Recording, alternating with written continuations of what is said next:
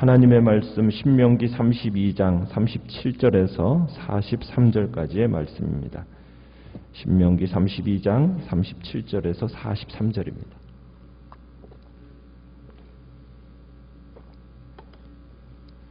신명기 32장 37절 제가 먼저 읽습니다.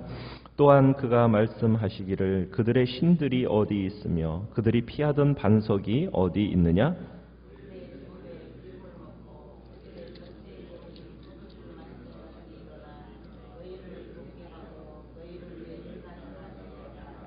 이제는 나 곧 내가 그인 줄 알라. 나 외에는 신이 없도다. 나는 죽이기도 하며 살리기도 하며 상하게도 하며 낫게도 하나니 내 손에서 능히 빼앗을 자가 없도다.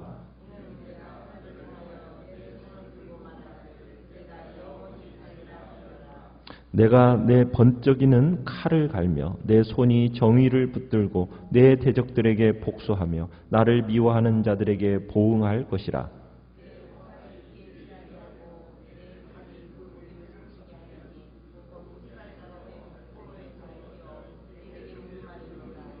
같이 읽습니다. 너희 민족들아 주의 백성과 즐거워하라. 주께서 그 종들의 피를 갚으사 그 대적들에게 복수하시고 자기 땅과 자기 백성을 위하여 속죄하시리로다. 아멘. 오늘 말씀의 제목은 헛된 신 참된 신이라는 제목으로 말씀을 나눕니다. 우리는 지금 모세의 노래를 지금 보고 있는데 이제 마지막 부분에서 하나님께서 자신의 백성들에게 직접 말씀하시는 내용이 오늘 본문의 내용입니다. 이스라엘 백성은 지금 어디까지 도달하게 됐느냐면 지난번에 말씀드렸던 대로 36절에 보면 절망의 지점까지 도달하게 됩니다. 무력함, 갇힌 자, 노인자. 그래서 어떻게 보면 가장 무력한 지점에까지 자기의 백성들을 몰아넣으시고 그곳에서 마침내 현실을 직시하도록 만드시는 거죠.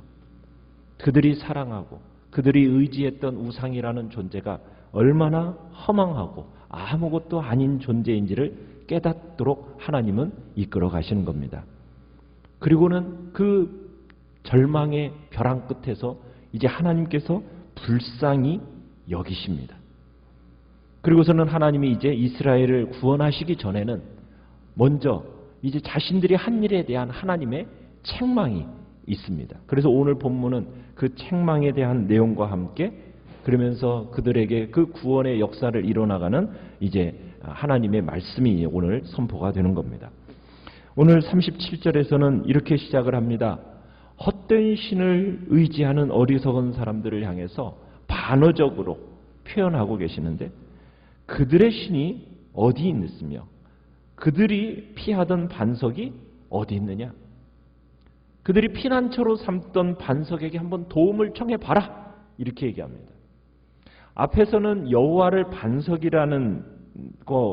반석이라고 하면서 이 단어를 긍정적으로 이렇게 사용했다면 오늘 여기에서는 이스라엘이 그렇게 숭배하던 무능한 우상들, 그 우상들을 향한 비아냥거림의 말로 이 반석이라는 표현을 사용하고 있습니다.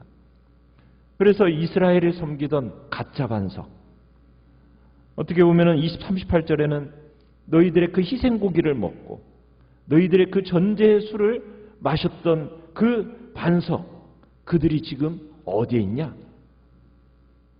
한번 너희들이 그 바쳤던 그 우상들이 너희들이 그 바친 수많은 재물을 먹었으니 그 재물을 받아먹은 담례를 한번 해보게 해라. 하게 하도록 해봐라. 지금 그렇게 얘기를 합니다. 물론 이스라엘이 숭배한 우상들은 보호할 신이 없는 거죠. 하나님만이 이스라엘에게 정말 우상들에게 쏟은 그 모든 정성이 어떤 거냐? 헛된 것이었다라는 것을 깨달으라고 하시는 겁니다. 그러면서 39절에 얘기하죠. 뭐라고요? 이스라엘을 구원하실 이는 누구밖에 없다고? 나밖에 없다. 여호와 오직 그분만이 참 신이다라는 것을 알아야 한다. 세상에 오직 한 분, 단 한 분, 여호와만이 참 신이시다. 우상이 이렇게 헛되다라는 것을 입증하신 후에 하나님이 자신을 계시하시는 거예요. 친히. 어떤 분으로 자신을 계시하고 계십니까? 39절에 보면은 나는 죽이기도 하고 살리기도 하고 상하게도 하고 낫게도 하는 분. 나는 죽이기도 하고 살리기도 한다. 여러분 일반적인 주장으로 이렇게 합니다. 하나님만이 생사를 주관하신다는 뜻입니다. 상하게도 하고 낫게도 한다. 화와 복. 어떻게 보면 특정한 정황 모든 것들이 하나님의 손안에서 이루어진다라는 하나님의 능력을 종합적으로 표현한 내용입니다.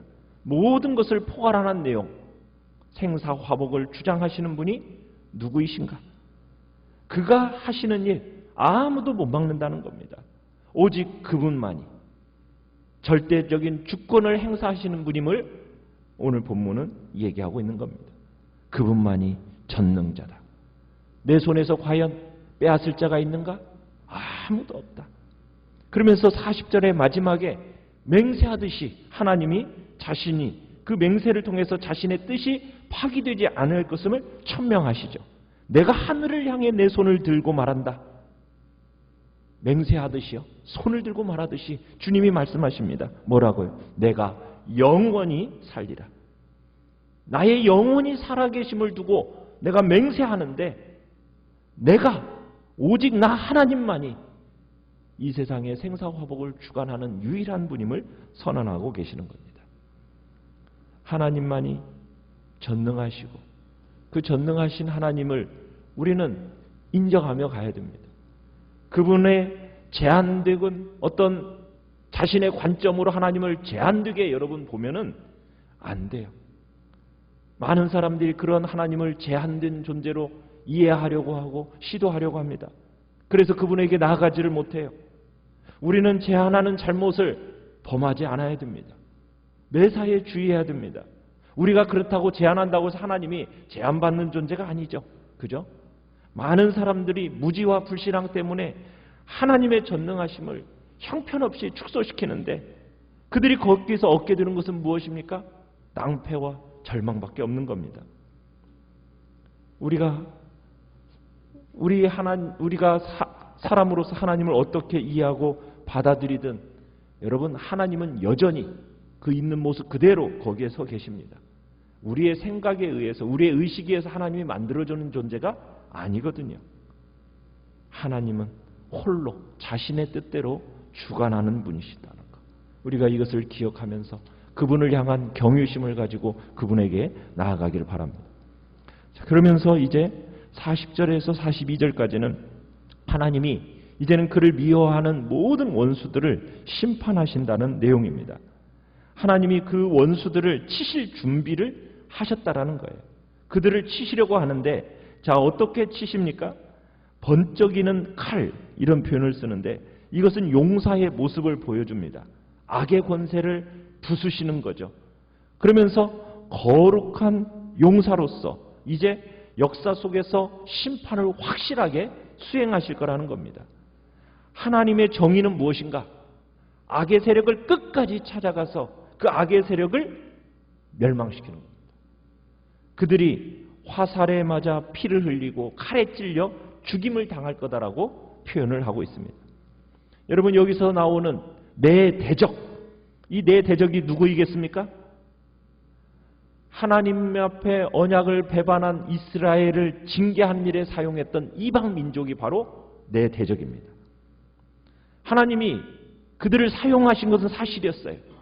그렇지만 그들이 하나님의 원수였다는 거예요. 하나님은 단지 자기의 백성들을 징벌하시기 위해서 이방 민족을 사용은 하셨지만 이방 민족을 뭐였다라는 거예요? 하나님의 원수였다라는 거죠. 그들을 꾸짖으시고 조롱하시면서 야유하십니다. 마치 자기네 힘으로 하나님의 백성들을 이긴 것처럼 생각했는데 자기들의 신이 이긴 것처럼 생각했는데 그게 아니었던 거죠. 자기 민족, 자기 백성을 징벌하기 위해서 하나님께서 단지 이방 민족을 그냥 채찍처럼 막대기처럼 쓰신 거지. 여러분 자녀를 때린 막대기는 어떻게 합니까? 그것을 고이고이 모셔놓습니까? 쓰고 나면 분질러 버려 내버리죠. 마찬가지라는 거예요.